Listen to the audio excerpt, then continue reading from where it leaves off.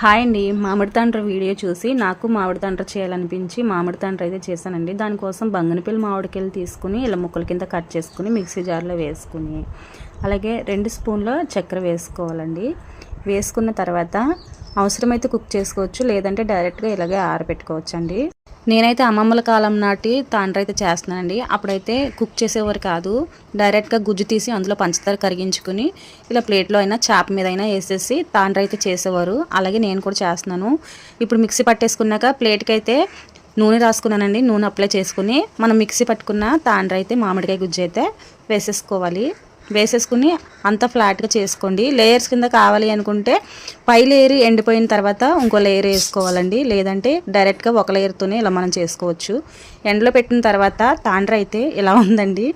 చీమలు, ఈగలు అలాగే కాకులు కూడా తినేసినాయి. సరే తరలే, ఎన్నెన్నో అనుకుంటాం, అన్ని జరుగుతాయి ఏమిటి. తాండ్ర అయితే చాలా బాగా వచ్చింది, కానీ మరి ఈగల ఎఫెక్ట్ వల్ల మొత్తం పాడైపోయిందండి తాండ్రి. చూడండి ఎంత బాగా వచ్చిందో, కానీ చాలా బాధ వేసిందండి. నేనైతే బాగా ఎండగా ఉందనేసి పైన ఏమీ వేయలేదు. వేయకపోవడం వల్ల ఇలా చీమలు అలాగే ఈగలు కాకులు పీకేసి తినేసినాయండి. సర్లే, ఎన్నో అనుకుంటాం కదండి, అవన్నీ జరగవు.